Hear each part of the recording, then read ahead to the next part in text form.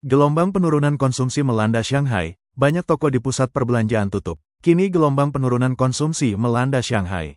Sejumlah besar toko fisik di pusat perbelanjaan telah tutup, dan pakaian dijual dengan harga murah, termasuk toko-toko waralaba merek. Sepaket pakaian dari Adidas, Skechers, dan Vans tidak mahal. Ini lantai 2 Mall AGNC. Lihat berapa banyak toko yang tutup. Apakah Anda masih bisa melihat pelanggan? Ini musim dingin yang dingin bagi toko fisik. Ini lantai 2 pusat perbelanjaan AGNC di Jalan Wuyang, Shanghai. Ekonomi China sedang resesi dan banyak pusat perbelanjaan terkenal di kota-kota tingkat pertama telah tutup. Bagi pusat perbelanjaan yang bertahan, sebagian besar sepi. Menurut statistik, hampir 7.000 toko tutup di China pada paruh pertama tahun lalu, melibatkan lebih dari 100 perusahaan termasuk toko-toko jaringan besar seperti Walmart, supermarket Yang Hui, RT Mart, dan Haima. Bahkan pusat perbelanjaan besar di Shanghai pun tidak luput dari nasib penutupan. Mari kita bahas topik terkait hari ini. Namun sebelum itu, kami ingin mengajak Anda untuk berlangganan. Dukungan Anda adalah motivasi terbesar kami dan memungkinkan kami untuk menghadirkan konten yang lebih berharga bagi Anda. Sekarang mari kita lanjutkan. Jalan Nanjing di Shanghai telah lama menjadi distrik komersial yang ramai di pusat kota, tetapi sekarang sepi. Halo semuanya, saya baru saja keluar dari Plaza 818 di mana banyak lantai kosong. Saya berjalan-jalan di Jalan Nanjing Barat, yang panjangnya sekitar 300 meter antara Jalan Ximen dan Jalan Maomin Utara, dan menemukan bahwa toko-toko kosong bukanlah kasus yang terisolasi. Pertama-tama, izinkan saya memperkenalkan kepada Anda bahwa bagian Jalan Nanjing Barat ini berada di lokasi yang sangat baik. Ini adalah jalan komersial tradisional di Shanghai. Ada stasiun Jalan Nanjing Barat untuk jalur Metro 2, 12, dan 13. Saya tinggal di Putong sekarang, tetapi saya tumbuh besar menyaksikan kemakmuran Jalan Nanjing. Waktu SD saya bersekolah di Nanjing East Road Primary School. Pada tahun 1970-an, kakek saya membawa saya naik tram nomor 27 hampir setiap hari Minggu untuk bola-bali di Jalan Nanjing ke Ruberneck. Sekarang melihat banyak toko kosong di sepanjang Jalan Nanjing Barat, jujur saja, saya merasa sedih. Apa yang kita lihat sekarang adalah toko-toko di sepanjang gedung Yang Chuang di seberang Plaza 818. Salah satu toko lampunya menyala di siang bolong, tetapi seluruh toko kosong. Meskipun ada pintu keluar stasiun untuk jalur Metro 2 di sini, toko-toko ini telah berganti pemilik berkali-kali dalam beberapa tahun terakhir.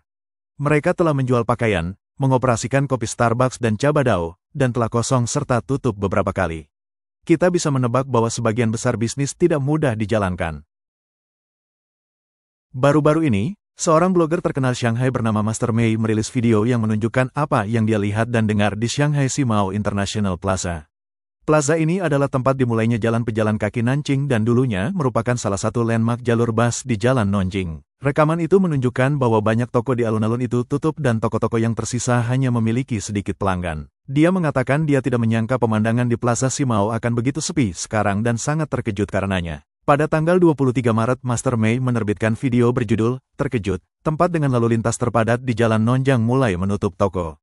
Dia mengatakan bahwa seorang teman dari Shenzhen mengundangnya untuk makan malam di Plaza Simao. Sebagai warga Shanghai, dia jarang pergi ke pusat perbelanjaan semacam ini karena pusat perbelanjaan di Jalan Nanjing pada dasarnya dikunjungi oleh orang asing. Terakhir kali dia masuk ke mall ini setidaknya 8 tahun yang lalu. Dia dan temannya sepakat untuk bertemu di lantai L4 Plaza Simao. Setelah dia memasuki plaza, dia melihat banyak toko di lantai pertama tutup. Saya tidak menyangka Plaza Simao akan seperti ini sekarang. Ya Tuhan, ini cukup mengejutkan saya.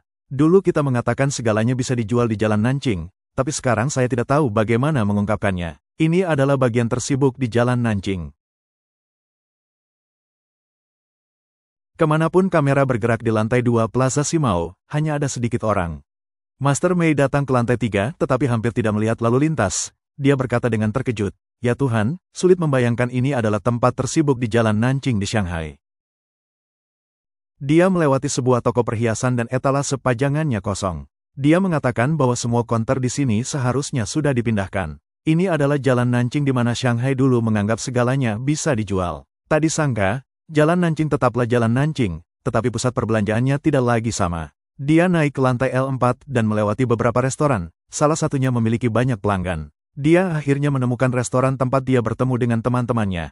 Bagi warga Shanghai, Kemakmuran Jalan Nanjing dulunya adalah kenangan satu generasi.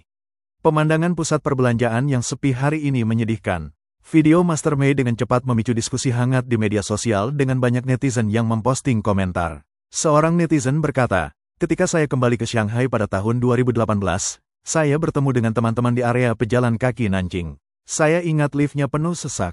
Saya tidak percaya Plaza Simao begitu sepi sekarang." Netizen lain berkata, China dan AS akan menaikkan tarif barang impor satu sama lain. Setelah tarif dinaikkan, harga barang impor akan semakin meningkat dan lebih banyak toko akan tutup. Hari ini saya datang ke Wanda di Baoshan, Shanghai. Toko-toko yang dulunya ramai di luar Golden Street telah tutup satu persatu, dan pintunya penuh dengan catatan tempel dengan nomor telepon agen properti. Merek-merek yang dulunya populer seperti Radioland, Wooden House Barbecue, dan Cotton Cover Hot Pot semuanya tutup sekarang. Ketika Wanda pertama kali dibuka, itu adalah acara besar yang belum pernah terjadi sebelumnya. Dan deretan toko ini adalah lokasi utama. Tapi sekarang semuanya tutup. Mengapa demikian? Selain Shanghai, situasinya serupa di beberapa kota tingkat pertama lainnya. Banyak pusat perbelanjaan lama telah tutup. Misalnya, China World Trade Center Shenzhen, Rainbow Shopping Mall, T-Mall Guangzhou, dan World Trade Center Plaza Beijing yang dulunya merupakan pusat perbelanjaan landmark paling populer, kini memiliki banyak toko kosong dan sedikit pelanggan. Mengapa semakin sulit mengoperasikan pusat perbelanjaan? Salah satu alasan utamanya adalah tingkat pendapatan masyarakat menurun. Di dalam pusat perbelanjaan sebagian besar adalah pakaian merek ternama dan sepotong pakaian bisa dihargai $100. Meskipun bisa didiskon menjadi $50, harganya masih lebih tinggi daripada harga di internet atau di toko-toko kecil di jalanan. Penurunan konsumsi warga Chongqing begitu parah sehingga kita bisa menyebutnya pembekuan konsumsi. Lihatlah distrik bisnis sebelumnya seperti distrik bisnis Nanping, distrik bisnis Guangzhou, dan distrik bisnis Chapingba. Ini dulunya adalah bisnis-bisnis representatif, tetapi sekarang Anda dapat melihat bahwa pada dasarnya mereka dalam keadaan menurun. Jika Anda pergi ke pusat perbelanjaan sekarang, Anda akan menemukan bahwa hanya di lantai B1 dan B2 masih ada beberapa pelanggan berbelanja dan hampir tidak ada pelanggan yang naik ke atas. Orang-orang hanya datang untuk melihat-lihat sesekali tetapi mereka tidak membeli apapun. Ambil contoh diri saya sendiri. Dulu saya makan malam dengan teman-teman seminggu sekali atau 2 kali. Tapi sekarang hanya sebulan sekali atau 2 kali. Lihat betapa drastisnya konsumsi menurun. Tidak ada yang bisa menghasilkan uang. Industri milk tea sekarang mengalami gelombang penutupan toko kolektif. Dan waralaba merek hemat biaya Mixway Ice Cream and Tea kini ada di mana-mana. Lihat berapa banyak toko pangkas rambut yang mengenakan biaya $1.40 per pelanggan. Kita bisa melihat toko pangkas rambut semacam ini di beberapa pusat perbelanjaan juga. Adapun bioskop saat ini, beberapa netizen mengatakan bahwa jika tiket film lebih dari $140 maka saya tidak akan pergi menontonnya. Juga Anda lihat keuntungan Pinduoduo sekarang jauh melebihi Alibaba dan JD.com karena harganya yang terjangkau.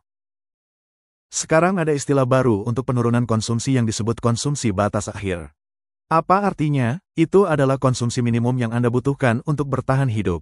Sejauh mana penurunan konsumsi Anda sekarang? Kita bisa mengobrol tentangnya di bagian komentar.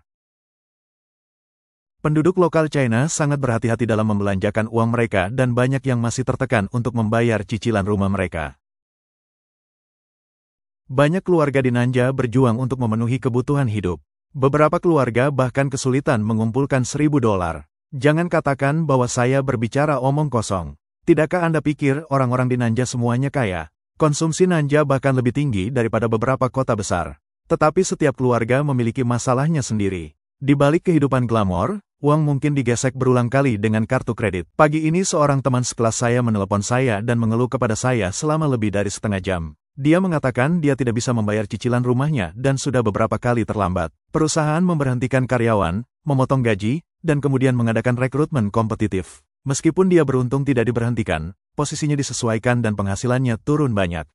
Cicilan bulanan untuk apartemen yang dia beli pada tahun 2019 adalah $830 dan dia harus melunasinya dalam 25 tahun. Sekarang dia mengandalkan kartu kredit untuk membayar cicilan rumahnya dan dia harus meminjam dari satu kantong untuk membayar yang lain. Dia bahkan tidak bisa melunasi pinjaman kecil yang dia ambil. Dia menerima telepon setiap hari yang menuntut pelunasan pinjaman. Setiap kali telepon berdering, pasti untuk meminta uang. Laporan kreditnya berantakan. Pinjaman harus segera dilunasi dan kantongnya kosong. Dia bahkan tidak bisa mengeluarkan $140 dan berada di ambang kehancuran. Setelah panggilan ini, saya merasa sangat kesal. Faktanya, Pasti ada banyak situasi serupa di Nanja.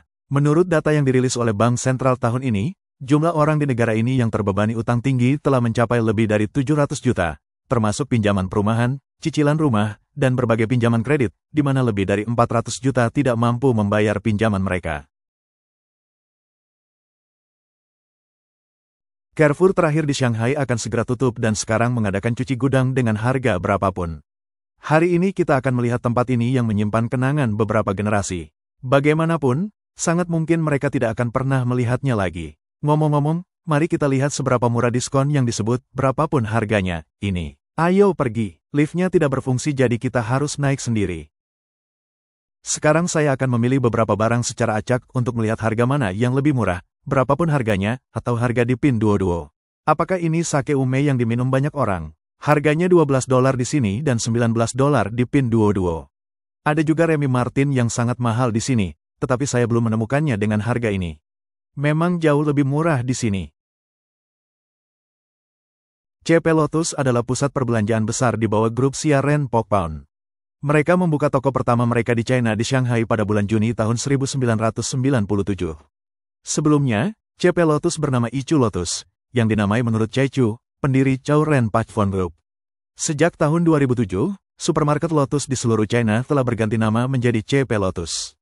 Tetapi beberapa pelanggan lama masih terbiasa menyebutnya Lotus. Situs web resmi Xiaoren Pokphand Group menunjukkan bahwa selama lebih dari 20 tahun, CP Lotus telah membuka lebih dari 100 toko di China.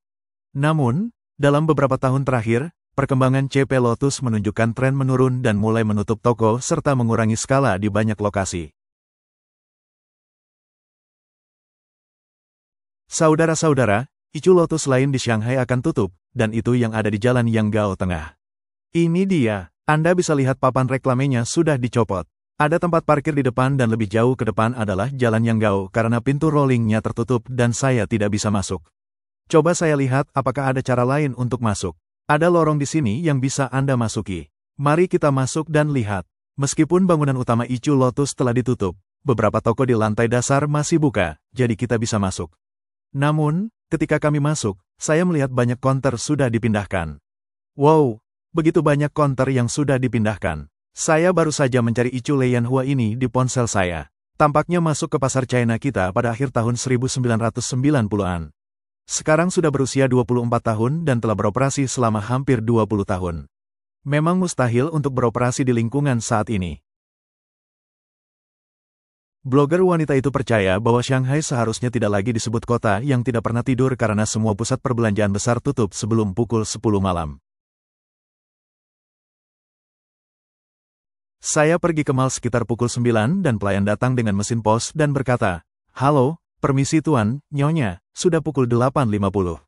Apakah ada yang ingin Anda tambahkan? Jika tidak ada, Anda tidak bisa memesan lagi. Dan jika nyaman bagi semua orang, mohon bayar tagihannya." Ngomong-ngomong, pukul 9.30 Anda bisa melihat pramuniaga sudah mulai mengemasi ini, menyingkirkan itu, dan membungkus yang itu. Dan mereka sudah mulai berkemas dan bersiap untuk pulang. Misalnya, Anda bisa pulang kerja sedikit terlambat dan keluar dari kereta bawah tanah, yang biasanya berada di lantai dasar pusat perbelanjaan. Anda pikir ini bahkan belum pukul 10. Ini baru pukul 9.40. Saya bisa membeli sesuatu untuk dimakan. Saya belum makan malam dan saya kelaparan. Saat ini Anda akan melihat bahwa hampir semuanya sudah tutup dan dikemas, dan mal sudah mulai memutar musik untuk mengantar Anda pergi. Kita tahu mal tutup lebih awal. Suatu kali saya berada di restoran barat seperti bar pada pukul 10.30 malam. Saya mendorong pintu untuk masuk dan melihat meja besar berisi orang-orang duduk rapi di dalam restoran. Sekitar 20 orang menatap saya dan berkata, "Kami sedang makan malam staf. Maaf, silakan datang lebih awal lain kali." Jadi ketika Shanghai disebut sebagai kota yang tidak pernah tidur seperti yang disebutkan, saya tidak setuju.